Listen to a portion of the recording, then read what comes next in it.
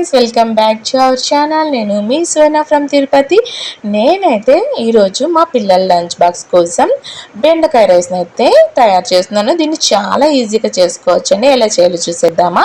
ముందు stove on చేసుకొని ఒక కడాయి పెట్టి 2 టేబుల్ స్పూన్ ఆయిల్ వేసుకోవాలి. తర్వాత కొంచెం ఆవాలు వేసుకొని అవి చిటపట అన్నాక మనం సన్నగా ముక్కలుగా కోసుకున్న బెండకాయ ముక్కలను అయితే వేయాలి. చాలా సన్నగా అయితే కట్ చేసుకుంటే తొందరగా వేగిపోతాయి.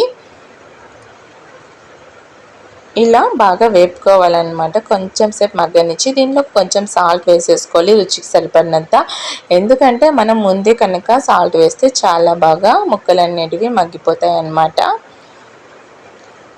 ఇప్పుడైతే కొంచెం బాగా ఇవైతే కొంచెం వేగాయి కదా. ఇప్పుడు ఇందులో పసుపు వేసుకొని ఒకసారి బాగా ఇలా కలుపుకోవాలి. తర్వాత రుచికి సరిపడ్డంత కారం వేసుకోవాలి. నేను పిల్లల కోసం చేస్తున్నాను కాబట్టి కారం తక్కువే వేసాను అనమాట. మీరు ఇంకా కావాలంటే వేసుకోవచ్చు. తర్వాత ధనియాల పొడి ఒక 1/2 స్పూన్ వేసుకోవాలి. ఒకసారి బాగా కలుపుకోవాలన్నమాట. వీటిని బాగా మిక్స్ చేయాలి. అన్నీ బెండకాయలకి పట్టాలి కాబట్టి ఇలా బాగా కలుపుకోవాలన్నమాట.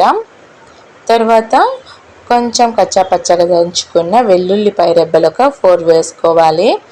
4 అయితే సరిపోతుంది, మరి ఎక్కువ అయితే అవసరం లేదు.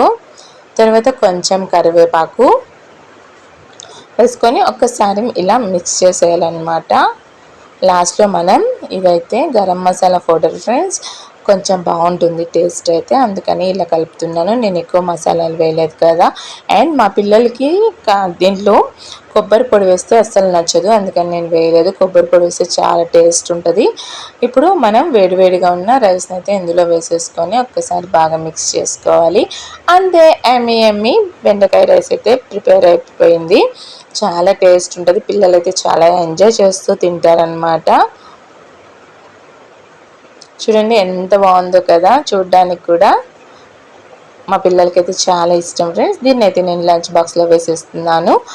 ఇది ఇవాళ మన వీడియో. నచ్చితే please like, share and subscribe. Don't forget to click the bell icon. Thank you for watching. Bye friends.